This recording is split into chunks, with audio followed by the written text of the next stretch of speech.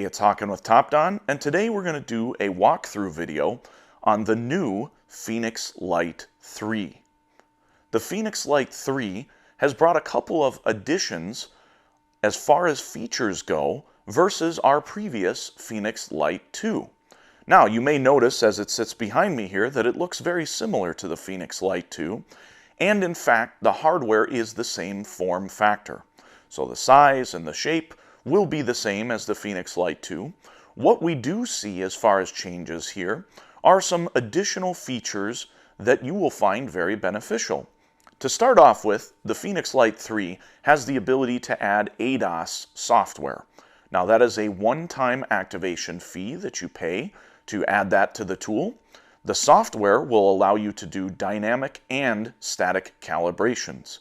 Static calibrations will require purchase of individual targets and a calibration frame, but the software portion will be activated on the tool when you purchase that upgrade.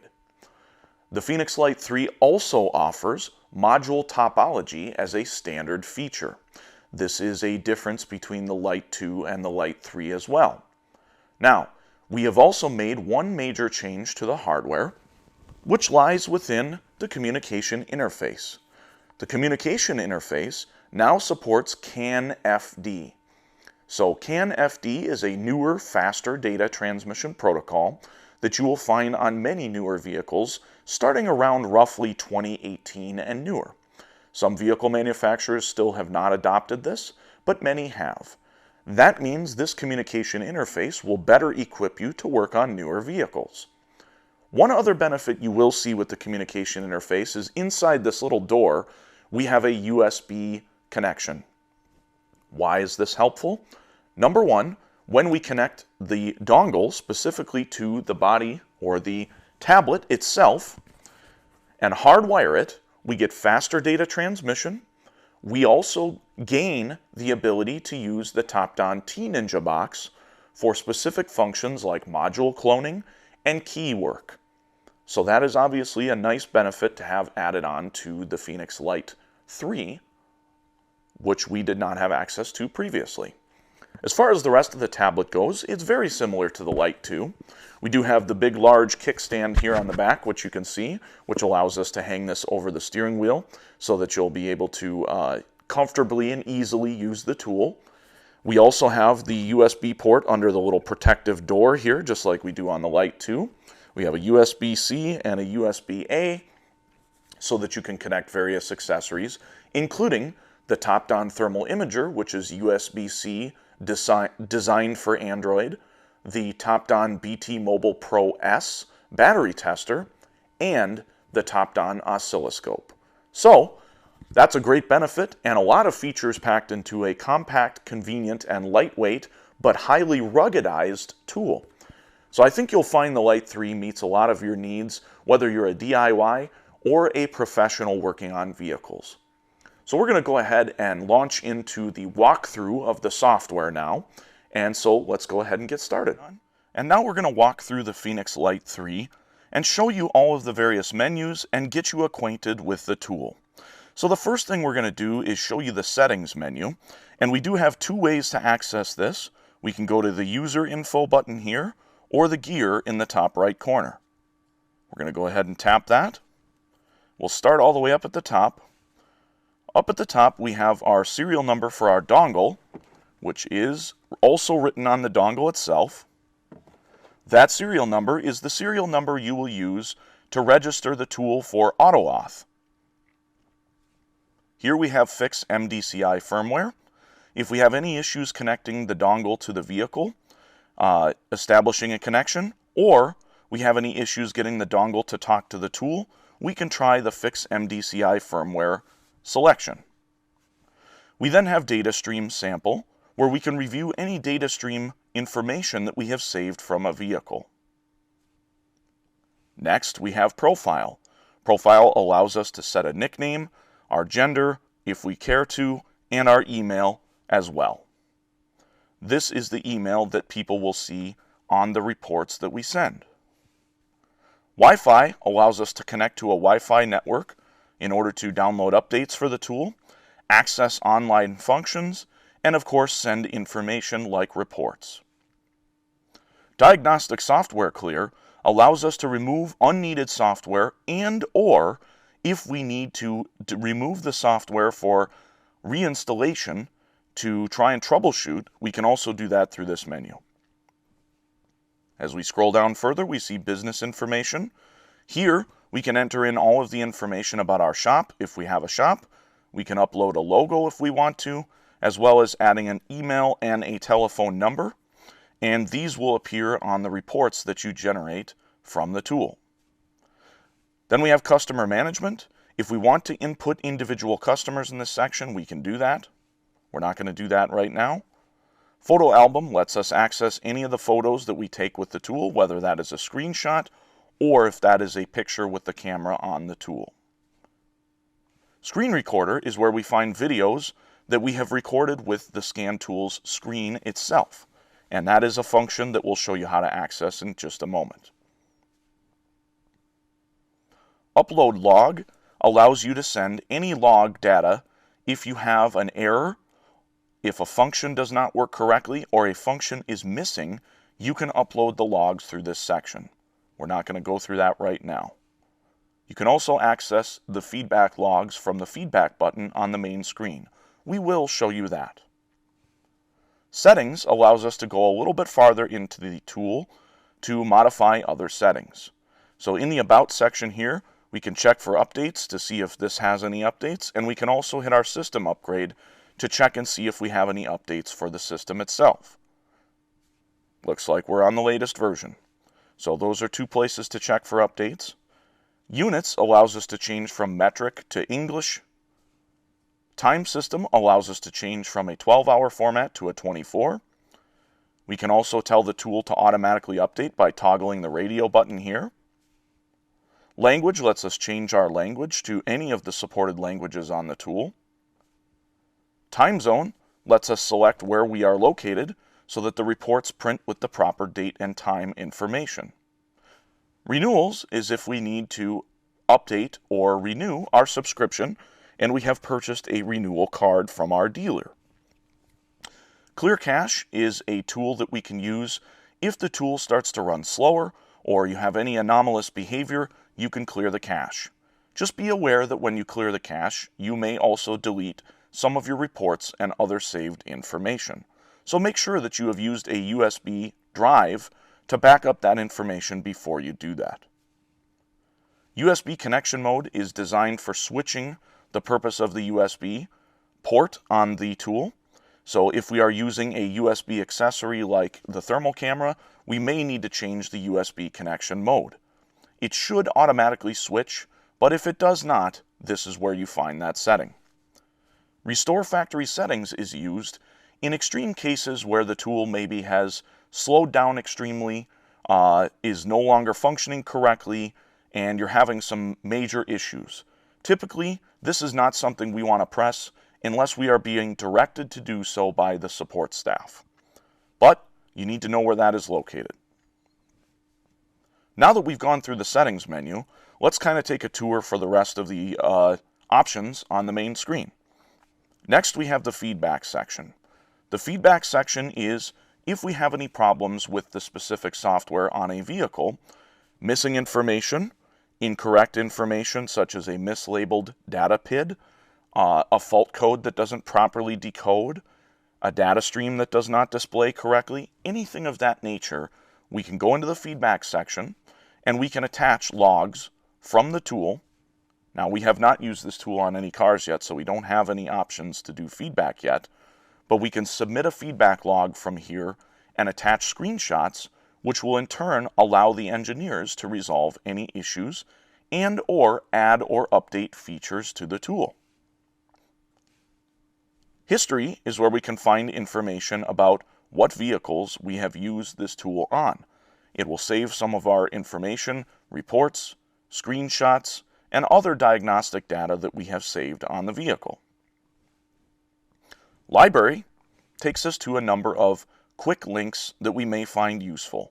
So you can see there are a lot of shortcuts here for service information resources, our web browser, YouTube, and Facebook, which a lot of folks do use for collaboration and information. Support is what you tap after you are talking to the support staff over the internet and you need them to remote into your tool. Now, you can also use this if you are helping another person with one of our tools, and you can connect to their tool remotely using the support option. Next, we have the update menu. The update menu is where we can go to update our software on the tool. Here, we can see the software that we have upgraded already. And here, we can see any updates that we have not downloaded yet. Now, we can hit the refresh button to double check and make sure there's no other updates. And in all likelihood, there will not be, since we just checked this morning. Well, we'll go back. And sure enough, no other updates. Now, one other thing you do want to keep in mind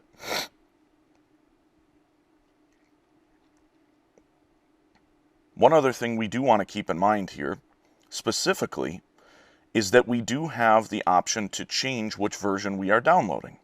So in many cases, if there is an older software available, we can use our drop-down to select that older version. This is useful if we run across any issues with the software, and we'll show you how to delete the existing software and roll it back a version should you need to do so. But we'll get to that later. Next, we have our modules section, and these sections will allow us to use some of the other accessories with our tools. So we have the thermal camera, which is USB-C, we have the oscilloscope, which is USB, and we have our battery tester, the BT Mobile Pro S, which can be used via Bluetooth. So if you want to use any of the related apps for those, the oscilloscope and the thermal camera apps will typically boot by themselves when you plug into the USB port on the tool. The battery tester app will boot up only when you tap on this option.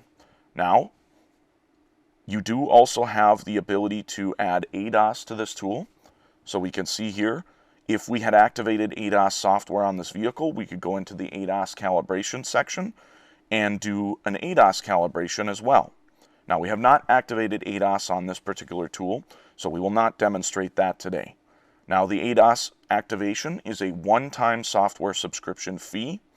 You do have to have an active regular software subscription in order to receive updates on both the diagnostic software as well as the ADAS software going forward after you have activated your ADAS software.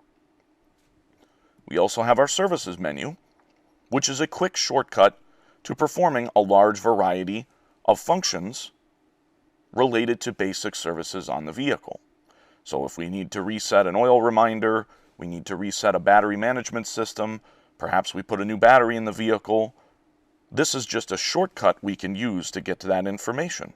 Now, if you purchase the T-Ninja box, you can also go in here to access the two immobilizer softwares, one of which we can use for module cloning. So now that we've gone through all of these main menu options here, we're going to show you the two differences between scan and auto scan. Scan is what allows us to manually build the vehicle that we are working on. Now you can see we have a lot of different vehicle brands we can work with. After we perform a software update on the vehicle or on the tool, we may want to hit this little refresh arrow, as it will double check to make sure that all of the newest software has been loaded to this screen. After we do that refresh button, and sometimes it can take a moment to do its refresh, then it should have all of the latest updates showing on the screen. Now we're also going to show you, if you happen to run into an issue with a software and you would like to roll it back one version, we can go in, long press on the software, it'll ask you if you want to delete it, yes, go back, now go to your update center, refresh, and we'll give it a moment, and here we have the Chrysler software. Now, in this case, we only see we have one version to roll back to, but in many cases, you will find that you have more than one version to roll back to, which will allow you to have more than one option should you need to troubleshoot a problem with the software. We'll go ahead and re-update this. Even though we're not going to work on a Chrysler at this very moment, we can go back like this, and it will continue doing the updates in the background. So as long as we're not doing Chrysler, which we're not, that will not be a problem. Lastly, we have AutoScan. AutoScan is typically where we are going to go for scanning vehicles. We're going to go ahead and hit AutoScan. We'll make sure our key is on the vehicle.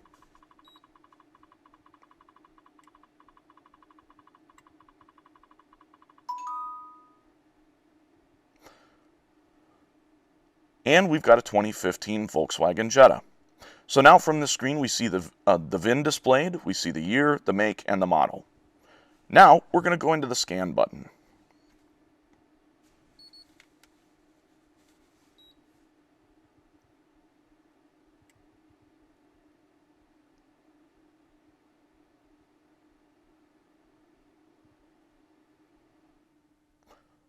Once we get into the main menu here, we can see that we have module topology.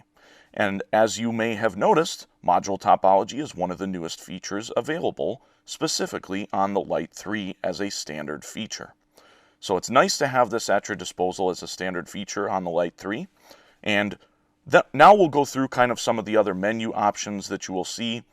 Now, it's important to remember that these menu options may vary depending on the specific brand of vehicle, model of vehicle, and year of vehicle that you are working on.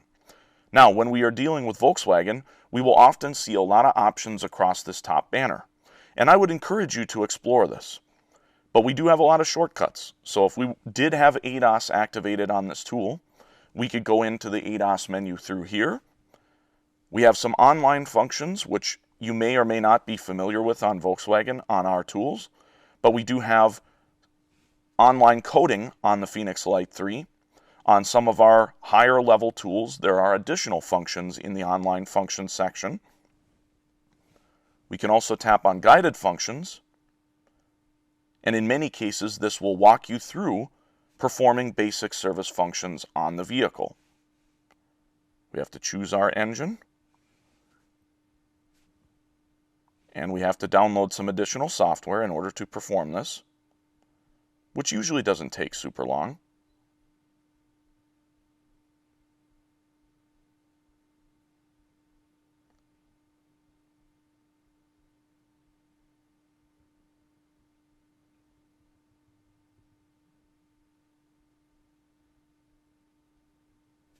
Okay, so it's installed the software.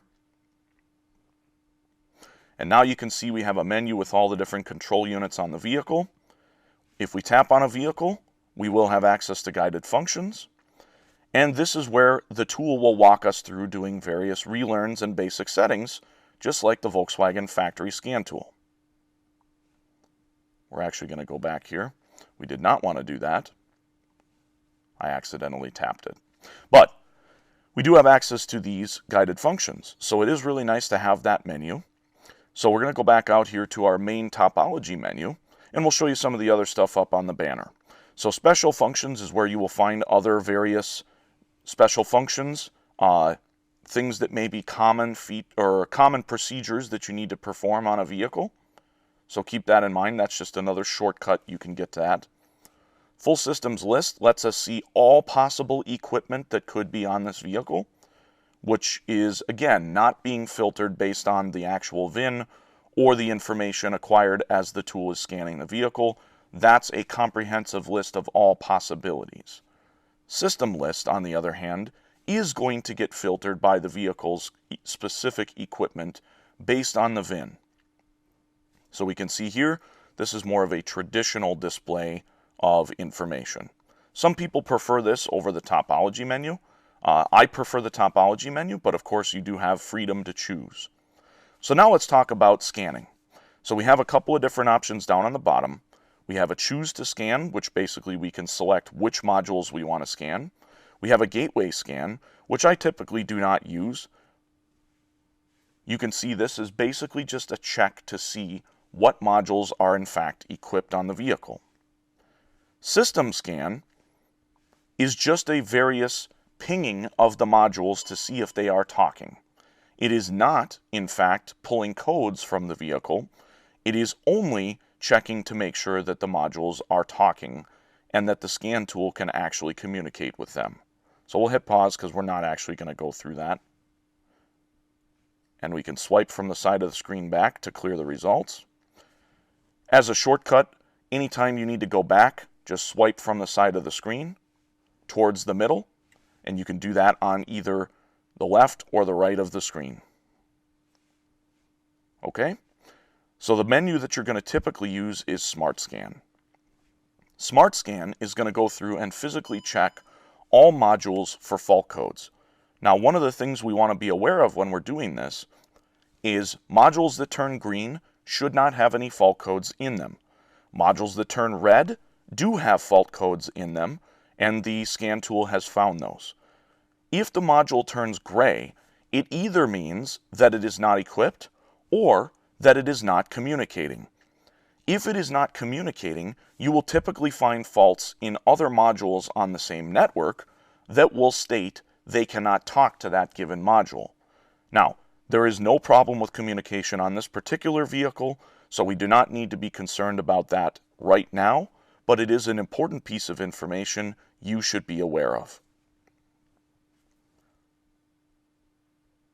So after we finish our scan, we'll show you what it's like to go inside a module and look at the codes as well as look at the live data. Now we're also going to show you what a report looks like on the vehicle so that you can get a feel for how that all looks on the screen after we're done scanning.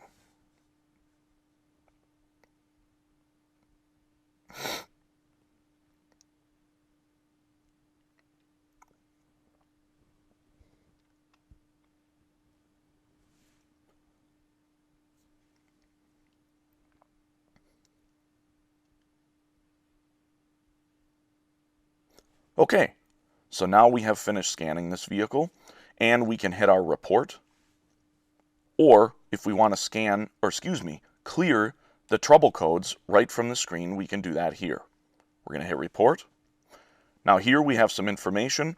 We can either leave the report in kilometers, and that is a function of the default settings we had in our settings menu. We can enter in some notes if we want to and other additional vehicle details. We can also choose what kind of scan this is. Is this a pre-scan?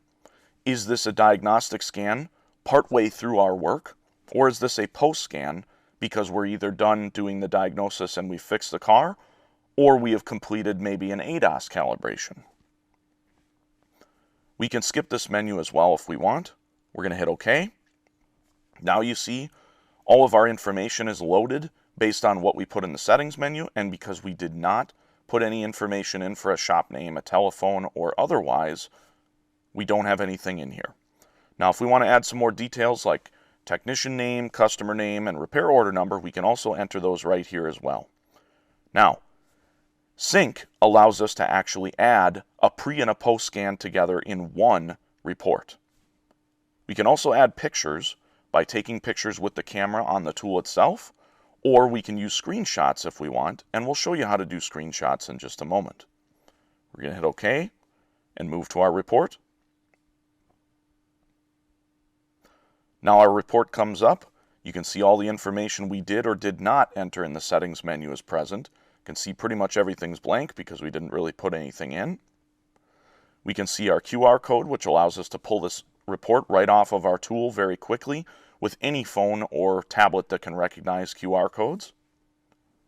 As we scroll down, we can see our full system list and whether or not it has a fault. And if we keep scrolling, we can see the list of specific faults. Then we can either open the report or we can share it. If we share it, it's going to allow us to email it, and generally we're going to want to stick with a PDF report. And from here, we can email it to ourselves, to a customer, or anybody else we choose. So now we're going to swipe from the screen to go back. And now we're going to show you what it looks like to go inside the module and look at the codes. So if we tap on the module, we can see the codes right from here. We can also enter into the module, and then we'll have access to additional menus. Here we get the version information of the module. Now we can look at our fault codes, specifically in this menu, and we have access to freeze frame data if it has been saved by the tool and the module. So you can see the date and some other information. Sometimes you get a lot of useful information from freeze frame data, sometimes you do not. And this is largely a function of the vehicle manufacturer and the module that is storing the codes. So now we're going to clear these codes. Okay, so we have cleared the codes. Now we can go back. And now you can see here's the other menus you get on this Volkswagen specifically. Remember, which menus you get on a vehicle may vary depending on the brand of the vehicle and the year and the model. So just keep that in mind as you're working on various vehicles. So we showed you how to clear the codes. We're also going to show you what live data looks like. So we're going to go into the ECM just so you can see a couple of things here. There's our version information on the module. And now we're going to look at read data stream. We're going to look at read by list. And now we have a master list of data PIDs in the manufacturer's style of data. We're going to type in throttle, and we're going to look at throttle valve angle and sensors. We're going to hit OK. And now we can see our percentages, and we're going to move the throttle so you can see. And you can see those all change. Now, if you want faster response of the data PIDs, all you have to do is take your dongle, open the port up back here, and plug your USB directly into the tool. Once you do that, the speed at which the data will graph and refresh will be increased. Now, if we want to look at the graph, we can do this, hit the graphing button, and you can see it's not lightning fast because we are not connected via a hard line. We are using Bluetooth. And this is always a limitation of Bluetooth we want to be aware of. Bluetooth is not lightning fast.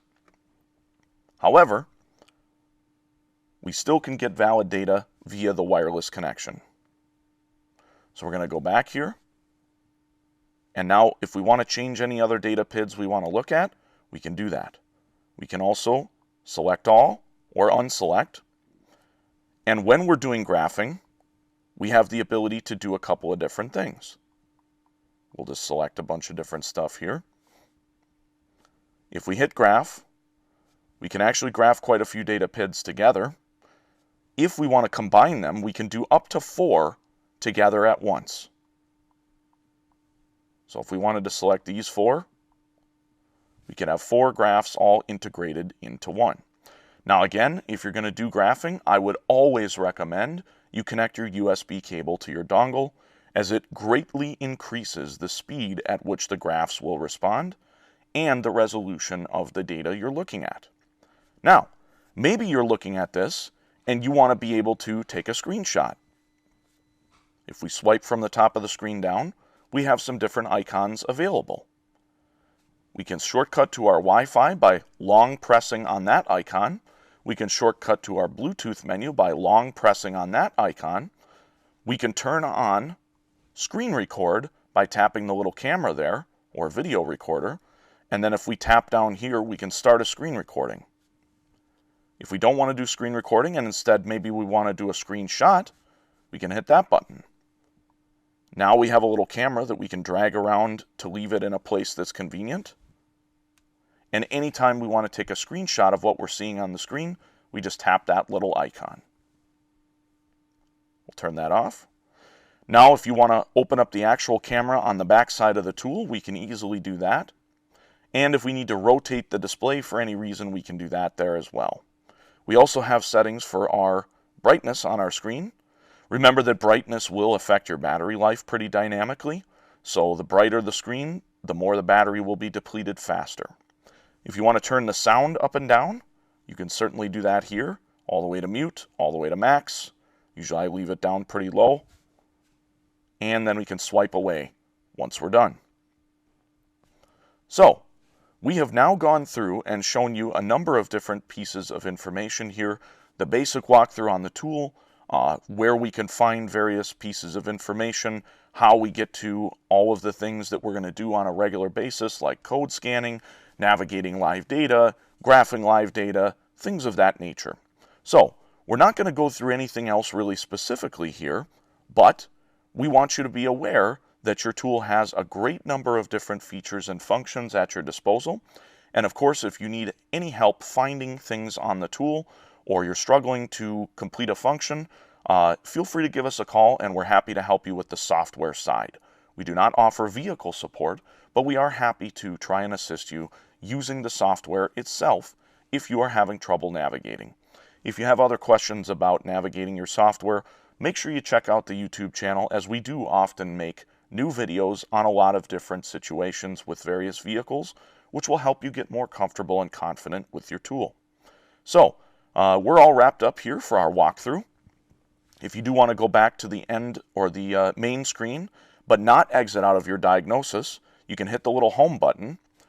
When we go back into the auto scan, if we want to exit out of the diagnosis instead all the way, we can hit the little door. So now we're all done. We've gone all the way back. We're going to hit the back like this, from swiping from the outside in. And now we're back to our main screen. So that completes our walkthrough for the tool. Hey, it's Hawken with Topdon, and we just wanted to thank you for watching our video on the new Phoenix Lite 3 today. We took you through some of the features and gave you a general overview of the tool, walked you through all of the different menus, and showed you the basics of how you can make use of your tool. Now, if there are any questions that you feel were unanswered, or you just need some support with your tool, feel free to jump on our website, topdon.com, or topdon.us if you are in the United States or Canada. We're always glad to help you with any questions that you may have on our tools. We appreciate you taking the time to watch our videos, and of course, we would greatly appreciate it if you would like, share, subscribe, and give us ideas for other videos you'd like to see from us in the future. Thanks again for watching.